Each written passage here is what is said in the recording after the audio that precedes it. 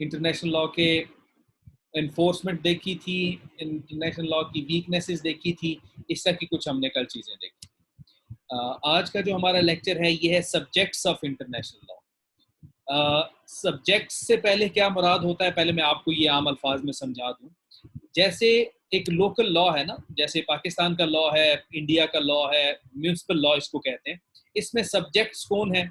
मैं और आप, इंडिविजुअल्स, ये सब्जेक्ट्स कहलाते हैं। ऐसे लोग जो उस कानून के अकॉर्डिंगली जिनके कुछ राइट्स और रिस्पॉन्सिबिलिटीज बनती हैं, या ऐसी एंटिटीज, आप उसे कह लें, लोग ना कहें, ऐसी एंटिटीज जिनके ऊपर कुछ राइट्स और रिस्पॉन्सिबिलिटीज हैं अंडर दैट लॉ, वो उसके सब्जेक्ट्स कहलाएंगे। अब वो कोई भी हो सकता है। म्यूनिसिपल लॉ के अंदर तो ये सब्जेक्ट की तारीफ है। अब इंटरनेशनल लॉ के अंदर सब्जेक्ट्स क्या क्या होते हैं और कौन कौन से होते हैं, वो हम लोग सारे आज के लेक्चर में वो सारे डिस्कस करूंगा मैं। सबसे पहले, a subject of international law is a person or an entity जिसके पास इंटरनेशनल लीगल पर्सनैलिटी है। इंटरनेशनल लीगल पर्सनैलिटी क्या है? जैसे मैंने वो बताया ना, म्यूनिसिपल लॉ में आप एक लीगल पर्सनैलिटी हैं, मैं एक लीगल पर्सनैलिटी हूँ। ऐसा बंदा या ऐसी entity who is capable of possessing rights and obligations. ऐसा बंदा या ऐसी एंटिटी जिसके ऊपर कुछ कवानीन और कुछ हकूक लागू होते हैं, वो लीगल पर्सनैलिटी कहलाता है। अब इंटरनेशनल लॉ में भी सेम सिचुएशन है। ऐसा पर्सन या entity who possesses international legal personality, यानी कि who is capable of possessing international rights and obligations. International level पर वो एंटिटी या वो बंदा जो सर्टेन टाइप ऑफ एक्शंस कर सकता हो, वो सारे के सारे सब्जेक्ट्स ऑफ इंटरनेशनल लॉ कहलाएं। अब ये सब्जेक्ट्स ऑफ इंटरनेशनल लॉ है क्या क्या, मतलब किन किन के ऊपर इंटरनेशनल लॉ एप्लीकेबल है। द मोस्ट सिंपल टर्म में अगर आप इसको एक्सप्लेन करने की कोशिश करें कि सब्जेक्ट्स ऑफ इंटरनेशनल लॉ क्या होते हैं, तो किन किन के ऊपर इंटरनेशनल लॉ एप्लीकेबल है या कौन कौन इंटरनेशनल लॉ से फायदा उठा सकते हैं, वो सारे सब्जेक्ट्स ऑफ इंटरनेशनल लॉ कहलाते हैं। सबसे पहला सब्जेक्ट ऑफ इंटरनेशनल लॉ, सबसे पहला वो एक होता है, बादशाह होता है, रियाया। एग्जैक्टली, रियाया आप कह सकते हो। इंटरनेशनल लॉ में रियाया किसे कहेंगे? सबसे पहली रियाया है states. International law applicable states के ऊपर होता है और स्टेट्स के पास कुछ रिस्पॉन्सिबिलिटीज और कुछ राइट्स होते हैं जो इंटरनेशनल लॉ से वो निकाल सकते हैं। ओरिजिनल और major subjects of international law states हैं। उनकी जो लीगल पर्सनैलिटी है, जैसे मैंने ऊपर बताया ना, लीगल पर्सनैलिटी होता क्या है कि राइट्स और रिस्पॉन्सिबिलिटीज जिसके पास हो उसको लीगल पर्सनैलिटी कहेंगे। स्टेट्स की लीगल पर्सनैलिटी जो इंटरनेशनल सिस्टम है उसकी नेचर, उसके स्ट्रक्चर से हम लोग अखज करते हैं, उससे हम लोग निकालते हैं, because international system base he states के ऊपर कर रहा है। जितनी भी स्टेट्स हैं वो प्रिंसिपल ऑफ सॉवरेन इक्वालिटी, जो कि सॉवरेनिटी के अकॉर्डिंगली कल हमने डिस्कस किया था, सारी स्टेट्स बराबर हैं, कोई सुपीरियर नहीं है, कोई इंफीरियर नहीं है, और वहां पे हॉरिजॉन्टल अथॉरिटी है सबके पास। तो they enjoy the same degree of international legal personality, चाहे छोटे से छोटा मुल्क है, कोई जजीरा ही क्यों ना हो, और चाहे बड़े से बड़ा मुल्क है, उन सब के पास एक जितने ही राइट्स और एक जितनी ही रिस्पॉन्सिबिलिटीज हैं, because they are equal subjects of international law. International law basically primarily concerned है with the rights, duties and interests of the states. Normally जो रूल्स और कंडक्ट बताता है इंटरनेशनल लॉ, वो बेसिकली इंटरनेशनल लॉ में जो जितनी चीजें भी आप पढ़ेंगे, आगे जाके हम लोग जितनी चीजें भी डिस्कस करेंगे, वो सारी की सारी हैं किसके लिए? They are for the states to observe. States ने उन सब के ऊपर अमल दरामद करना होता है। So first subject of international law is states. यहां तक समझ आ गई?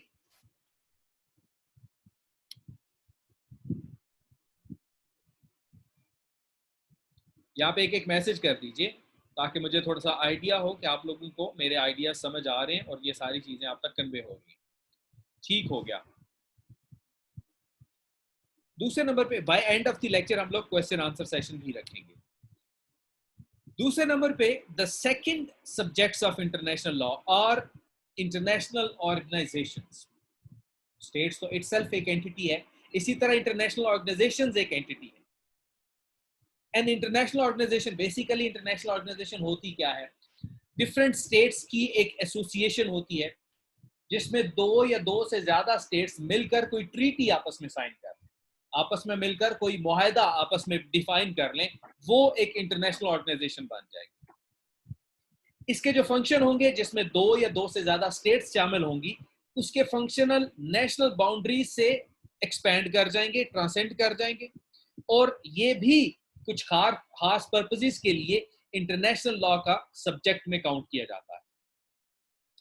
बेसिकली 19th सेंचुरी के आगाज से एक जब इंटरनेशनल ऑर्गेनाइजेशंस इमर्ज करना शुरू हुई, तो उस वक्त उनके जो स्टेटस था कि इंटरनेशनल लॉ के अंदर इनको सब्जेक्ट के तौर पर देखा जाए या इनको किस तौर पर देखा जाए, उसके ऊपर क्वेश्चन अराइज करना शुरू कर दिए गए। इंटरनेशनल ऑर्गेनाइजेशंस बेसिकली उसी तरह इंटरनेशनल लॉ में सब्जेक्ट गिने जाते हैं जिस तरह स्टेट्स गिनी जाती है, अगरचे जितने राइट्स और रिस्पॉन्सिबिलिटीज स्टेट्स के पास हैं, उतने राइट्स और रिस्पॉन्सिबिलिटीज इंटरनेशनल ऑर्गेनाइजेशंस के पास नहीं होते। इनके जो स्टेटस है, इनको कितने राइट्स दिए जाएंगे, इनको कितनी रिस्पॉन्सिबिलिटीज दी जाएंगी, इनके पास क्या क्या हकूक शामिल हैं, ये सारा कैसे डिफाइन होगा?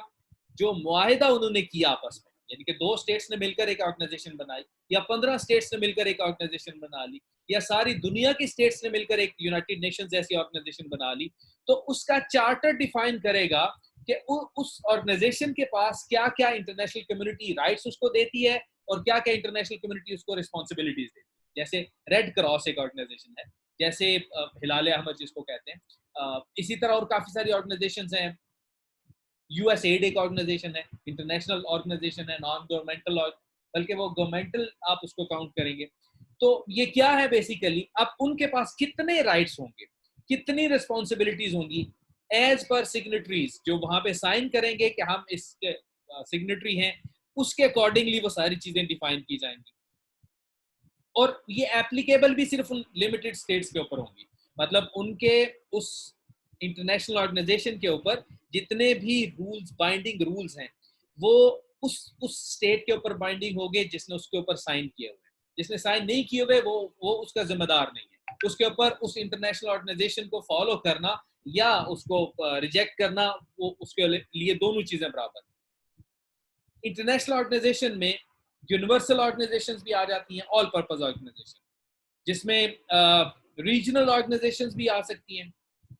कुछ खास रीजन, जैसे नेटो एक रीजनल ऑर्गेनाइजेशन है, सार्क है, वो मुसलमानों की एक बनी हुई है, क्या उसे कहते हैं, टूथलेस टाइगर भी जिसे कहा जाता है, वो है। इसी तरह डिफरेंट इस तरह की ऑर्गेनाइजेशन बनी हुई है। Generally the treaty creating a public international organisation integrates its nature, purposes and powers, जैसे मैंने ऊपर आपको डिफाइन कर दिया। तो इस स्टेट के पास, इस जो इंटरनेशनल ऑर्गेनाइजेशन है, क्या उसके पास कोई लीगल फ्रेमवर्क बनाने का इख्तियार हासिल है? जैसे कि यूनाइटेड नेशंस के पास ऑब्वियसली हासिल है, वो लॉज भी बनाते हैं, इंटरनेशनल लॉज को बेसिकली फॉर्मुलेट ही वो करते हैं। तो क्या उनके पास ये कैपेसिटी है कि वो लीगल एक्ट्स परफॉर्म करें? उनके पास दूसरे स्टेट्स के साथ इंटरनेशनल लेवल पर रिलेशन बनाने की क्या उनके पास कैपेसिटी मौजूद है? जैसे कोई भी ऑर्गेनाइजेशन आप ले लें, बिल गेट्स की ऑर्गेनाइजेशन ले लें, कोई और ऑर्गेनाइजेशन ले लें, स्टेट्स भी आपस में ऑर्गेनाइजेशन बना सकती हैं, इंडिविजुअल्स भी ऐसी ऑर्गेनाइजेशन बना सकते हैं। तो क्या वो स्टेट्स के साथ इंटरेक्ट कर सकती हैं, किस हद तक इंटरेक्ट कर सकती हैं? ये सारी की सारी चीजें इंटरनेशनल लॉ के फिनोमिना में आएंगी। United Nations can perform legal acts, ये एग्रीमेंट्स मेंबर स्टेट्स के साथ एग्रीमेंट कर सकता है, ये अदर इंटरनेशनल ऑर्गेनाइजेशंस के साथ एग्रीमेंट्स कर सकता है, कॉन्ट्रैक्ट्स बना सकता है, कोर्ट के सामने कोई इंटरनेशनल कोर्ट ऑफ जस्टिस में कोई फिनोमिना लेके आना है, वो यूनाइटेड नेशंस लेके आ सकता है। तो लीगल पर्सनैलिटी बनने के लिए इंटरनेशनल सिनेरियो में ऐसी कैपेसिटी होना एक प्री रेक्विजिट काउंट किया जाता है। जो इंटरनेशनल ऑर्गेनाइजेशंस हैं, उन्होंने काफी सारे वैरायटी ऑफ वेज में अपनी लीगल पर्सनैलिटी को प्रूव करवाया है, कभी ट्रीटीज की सूरत में, कभी मिलिट्री फोर्सेस की सूरत में जैसे नेटो है, काफी इंटरनेशनल कॉन्फ्रेंसेस बुलाई जैसे डेंटिस्ट्री की इंटरनेशनल कॉन्फ्रेंसेस होती हैं, ऐसा वो डिफरेंट ऑर्गेनाइजेशंस बनी हुई है, कभी डिफरेंट स्टेट्स के अगेंस्ट क्लेम्स बने होते हैं, जैसे ये ह्यूमन राइट्स के अगेंस्ट अगर कुछ होता है, माइनॉरिटीज के राइट्स के लिए कोई प्राइवेट ऑर्गेनाइजेशंस बनी हुई है। पाकिस्तान के अंदर वो अंसार बर्नी ट्रस्ट बना हुआ है जो माइनॉरिटीज के अगेंस्ट भी और इस तरह के डिफरेंट लोगों के अगेंस्ट वो इंटरनेशनल कोर्ट ऑफ जस्टिस तक वो केसेस लेकर जाते हैं, वो अप्रोच करते हैं। तो ये भी जो इंटरनेशनल ऑर्गेनाइजेशंस हैं ये भी काउंट होंगी सब्जेक्ट्स में। किसके सब्जेक्ट्स में? इंटरनेशनल लॉ के सब्जेक्ट्स में। यहां तक समझ आ गई?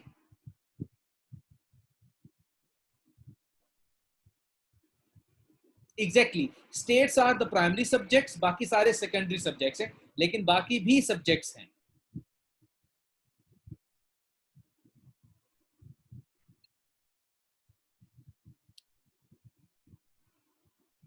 अब ये तो हमने दो चीजें डिस्कस की, स्टेट एक सब्जेक्ट है, दूसरी इंटरनेशनल ऑर्गेनाइजेशंस हैं।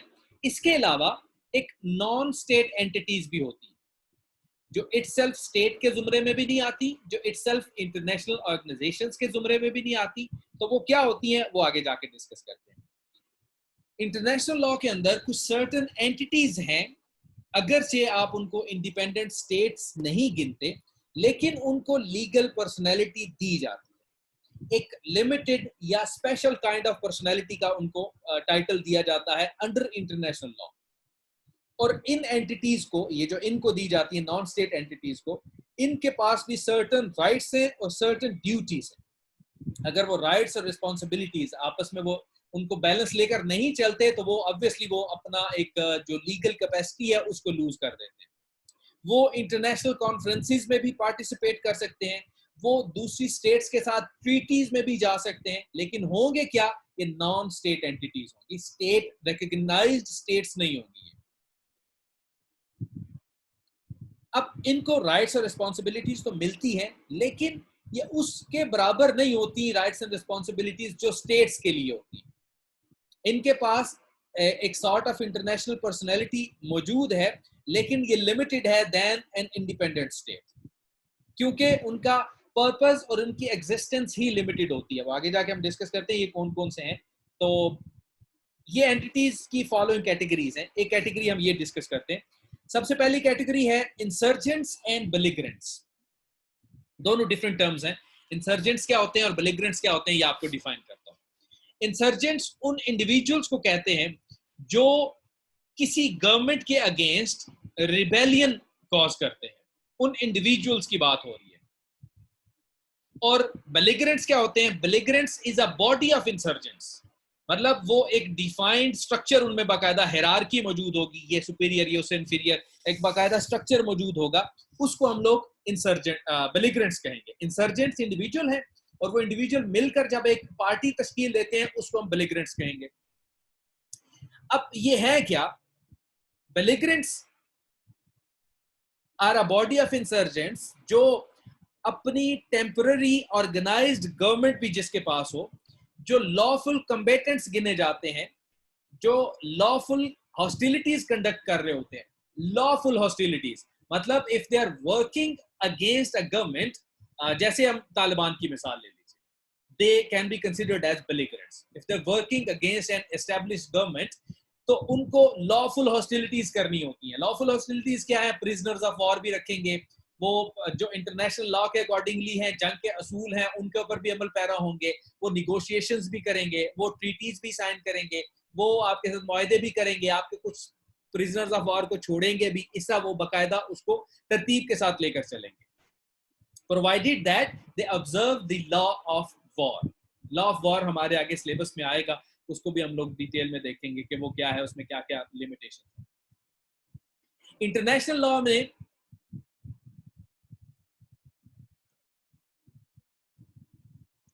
काफी अरसे तक ये डिबेट भी चलती रही है कि इनको अगर इनके पास डिफेक्टो एडमिनिस्ट्रेशन है, ये दो टर्म्स यूज होती हैं, डिफेक्टो और डिजूर, लॉ की टर्म्स हैं।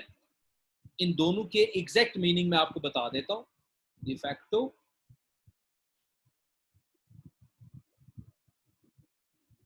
Existing in fact whether with lawful authority और नॉट। चाहे उनके पास एग्जिस्ट वो कर रहे हैं, उनके पास गवर्नमेंट मौजूद है, लेकिन लॉफुल अथॉरिटी है गवर्नमेंट बनाने की या नहीं है वो मैटर नहीं करता, इसको डिफैक्टो कहेंगे। और जैसे फैक्ट से है कि फैक्ट रियलिटी में उनके पास मौजूद है। डिजूर क्या होता है वो भी मैं आपको बता देता हूं। बाय राइट और according to the law. Pakistan के अंदर जो गवर्नमेंट इस वक्त कायम है दैट इज डिजूर, और जो अफगानिस्तान के अंदर तालिबान की कुछ एरियाज के ऊपर ऑक्यूपेशन है, वहां पे उनकी जो इंटरनेशनल कम्युनिटी में जो रिकॉग्नाइज नहीं है वो डिफैक्टो कहलाएगी। वो कहते हैं कि ये जो डिफैक्टो एडमिनिस्ट्रेशन है स्पेसिफिक टेरिटरी के ऊपर, इसके दौरान उनको इंटरनेशनल लॉ के सब्जेक्ट्स कंसीडर किया जा सकता है, और उनको डिफैक्टो गवर्नमेंट भी उनकी रिकॉग्नाइज की जा सकती है। वो इंटरनेशनल जो स्टेट्स के साथ डिफरेंट ट्रीटीज कर सकते हैं, वैलिड अरेंजमेंट्स कर सकते हैं, जैसे अभी हम तालिबान को देखते हैं वो कर रहे हैं, और इंटरनेशनल ऑर्गेनाइजेशंस के साथ वो डील कर सकते हैं, और अदर बिलिग्रेंट्स एंड इंसर्जेंट्स उनके साथ भी वो लिंक कायम कर सकते हैं। एक तो खुद वो बिलिग्रेंट्स और इंसर्जेंट्स की कैटेगरी में आते हैं, और बाकियों के साथ भी कर सकते हैं। They are bound by the rules of international law with respect to the conduct of hostilities. जब भी वो जंग करेंगे, जब भी वो किसी के साथ मुकाबला करेंगे, तो इंटरनेशनल लॉ के जो रूल्स एंड रेगुलेशंस हैं उनको उन्होंने मद्देनजर रखना है। हमारी ये क्लास 40 मिनट के बाद एंड हो जाएगी। उसके बाद हमने नेक्स्ट करना है, तो वो मैं कहाँ पे आप लोगों के साथ शेयर करूंगा।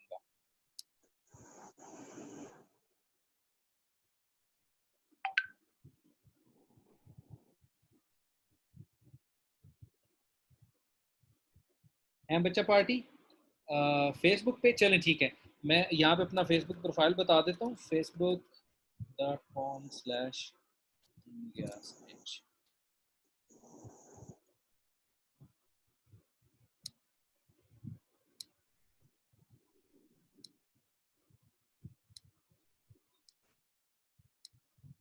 ये मैंने बता दिया। चैट में तो मैं तब करूंगा ना जब अभी मैं वो नहीं जा सकता, बैक एंड पे नहीं जा सकता कि वो आपको एक स्केड्यूल करके यहाँ पे पेस्ट कर दूँ उसका। यहाँ पे नहीं होगा, मेरी प्रोफाइल पे ही पेस्ट होगा। बल्कि आप लोग ये काम करें वाला, आप में से कोई एक बंदा जिम्मेदारी ले ले। फेसबुक पे आप नहीं है तो फिर मैं कैसे आप लोगों को बताऊंगा, इसीलिए तो मैंने पहले ये डिस्कस कर लिया है। रिकॉर्डिंग पे रोक, हमने डिस्कस कर लिया जी नॉन स्टेट एंटिटीज में इंसर्जेंट्स और बिलिग्रेंट्स को हमने डिस्कस कर लिया। इसके अलावा है नेशनल लिबरेशन मूवमेंट्स, ये भी इंटरनेशनल लॉ में सब्जेक्ट्स के तौर पर आती हैं, और ये भी इनके पास भी लीगल एंटिटी मौजूद है। और ये होती क्या है वो आगे हम लोग इसको डिस्कस कर लेते हैं। जब एंटी कॉलोनियल एक्शंस होना शुरू हुए, जिसको यूनाइटेड नेशन स्पॉन्सर कर रहा था, रीजनल ऑर्गेनाइजेशंस भी जिसको स्पॉन्सर कर रही थी, तो बहुत सारी नेशनल लिबरेशन मूवमेंट्स स्टार्ट होना शुरू हो गई।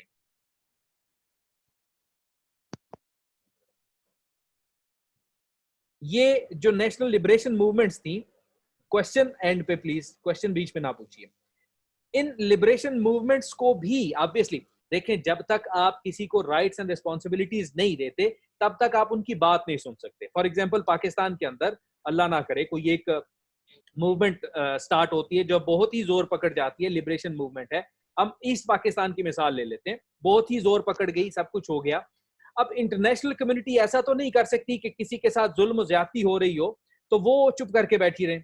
इंटरनेशनल कम्युनिटी क्या करती है? इंटरनेशनल कम्युनिटी उनको सपोर्ट करती है, सपोर्ट इन द सेंस कि वो उनकी बात सुनते हैं, और अगर वो वाकई राइट पे हो, मेजॉरिटी ऑफ देम अगर कुछ इस तरह का चीज एक्सपेक्ट कर रही हो, डिमांड कर रही हो, तो फिर इंटरनेशनल कम्युनिटी प्रेशराइज करती है, फोर्स करती है, और फिर वो हम लोग वो लिबरेशन की तरफ जाते हैं। इस तरह नेशनल लिबरेशन मूवमेंट्स जो आती हैं, जो आज़ादी चाहते हैं अपनी कंसर्न स्टेट से, वो भी इंटरनेशनल लॉ के,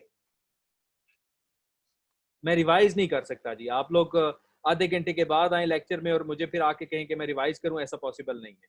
ये रिकॉर्डेड लेक्चर्स हैं, बाद में मैं यूट्यूब पे अपलोड कर दूंगा, वहां से देख लीजिएगा। अफसरों की तरह आके ऑर्डर करना शुरू कर देते हैं। In 1974, the General Assembly recognized the international legal status to the Angolan, Mozambican, Palestinian, Rhodesian movements. ये different movements हैं। पैलेस्टाइन आप में इसमें से फेमस है आपके, जिसमें ऑर्गेनाइजेशन ऑफ अफ्रीकन यूनिटी थी या अरब लीग भी थी इस तरह की, और इनको ऑब्जर्वर स्टेटस भी दिया यूनाइटेड नेशंस ने अपनी जनरल असेंबली ने अपनी मीटिंग्स के अंदर कि आप आ सकते हैं और इन मीटिंग्स को ज्वाइन कर सकते हैं। डिफरेंट जो ऑर्गन्स थे यूनाइटेड नेशंस के, जिसमें ह्यूमन राइट्स ऑर्गन भी है, जिसमें बच्चों के राइट्स, जिसमें विमेन राइट्स, जिसमें माइनॉरिटीज के राइट्स, उन सबको ज्वाइन करने की उन्होंने दावत दी। और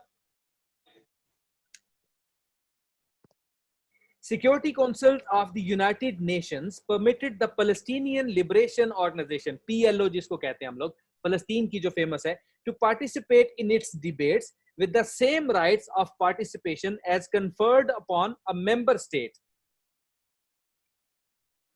अब पैलेस्टीनियन लिबरेशन ऑर्गेनाइजेशन जो थी वो पैलेस्टाइन को उस वक्त जब ये राइट दिया गया, पैलेस्टाइन को एज अ स्टेट तो एक्सेप्ट नहीं किया गया था। अभी भी बहुत सारी स्टेट्स हैं जो पैलेस्टाइन को एज अ स्टेट एक्सेप्ट नहीं करती। उसके ऊपर इसराइल की वो जो ऑक्यूपेशन है तो वो इसराइली टेरिटरी ही गिना जाता है, क्योंकि ऑब्वियसली उसके ऊपर रूल्स एंड रेगुलेशंस उसके एप्लीकेबल होते हैं। तो उसको ये देना, इस तरह की जो नेशनल लिबरेशन मूवमेंट्स है जिसको इंटरनेशनल रिकॉग्निशन मिल जाती है और जिनको एक्सेप्टेंस मिलती है, ये भी इंटरनेशनल लॉ के सब्जेक्ट्स में काउंट होते हैं। यहां तक समझ आ गई?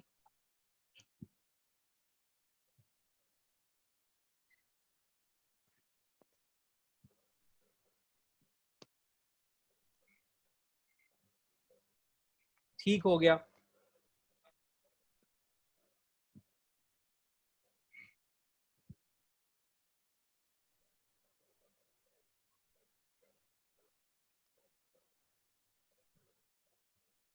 अच्छा, उसके बाद एक तो नए नए बीच में आते जा रहे हैं और उनको मैं ऐड करता जा रहा हूं।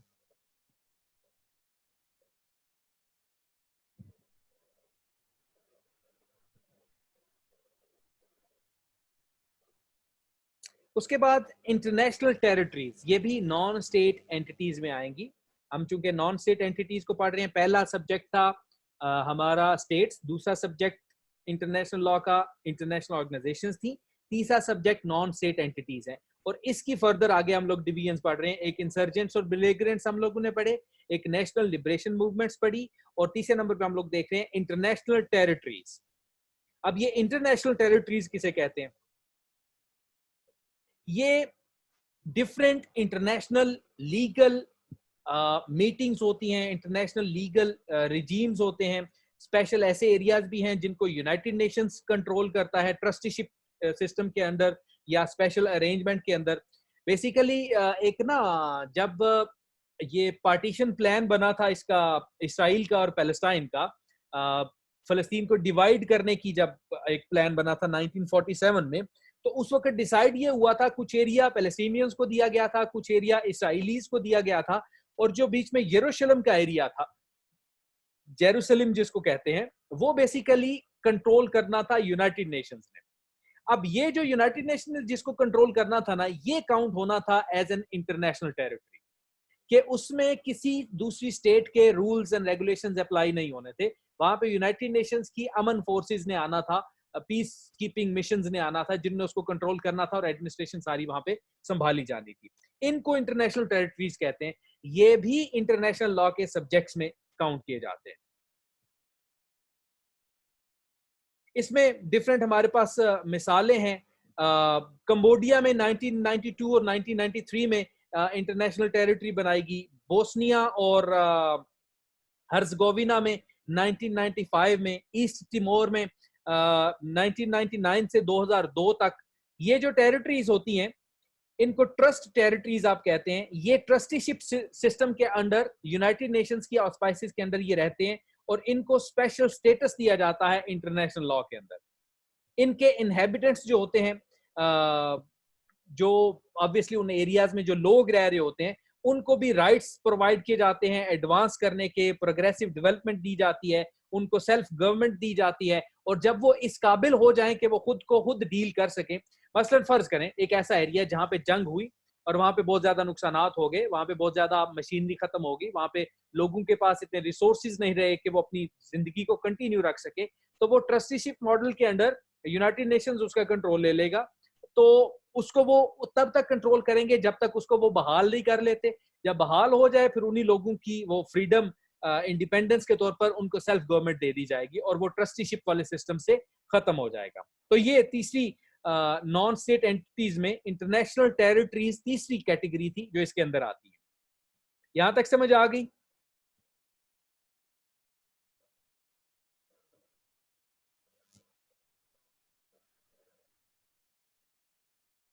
ठीक हो गया।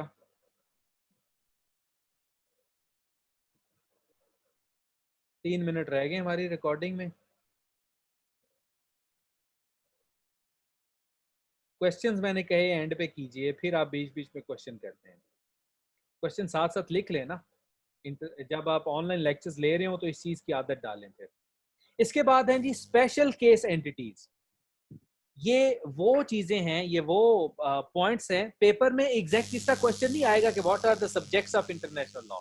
वो घुमा फिर आके भी पूछ सकते हैं कि फलानी चीज को इंटरनेशनल लॉ में सब्जेक्ट का स्टेटस दिया जाता है, क्या इस चीज को भी इंटरनेशनल लॉ में सब्जेक्ट का स्टेटस दिया जा सकता है। तो फिर आपने इन सर्कमस्टांसेस को, इन जो जर्नल रूल्स हैं, इनको मद्देनजर रखते हुए, इनको कोट करते हुए आपने वो अपना क्वेश्चन पूरा करना होता है। दो स्पेशल केस एंटिटीज हैं जिनको स्पेशल यूनिक स्टेटस दिया गया अंडर इंटरनेशनल लॉ। उनमें एक है द सॉवरन ऑर्डर ऑफ माल्टा, आगे उसको डिस्कस करते हैं डिटेल में कि वो क्या है, and the Holy See. The Holy See and the Vatican City, इनके पास ये स्पेशल केस एंटिटीज हैं जिनको इंटरनेशनल लॉ में सब्जेक्ट काउंट किया जाता है। आ रहे हैं, जा रहे हैं, जा रहे हैं, आ रहे हैं स्टूडेंट। क्या कौन है? लेक्चर खत्म होने वाला है और मैं बल्कि उसको खुद खत्म करने लगा हूँ, नई बनाने लगा हूँ, एक मीटिंग अरेंज करने लगा हूँ और वो मैं अपने फेसबुक पे शेयर करने लगा हूँ। अल्लाह वाले, मैं दोबारा आता हूँ।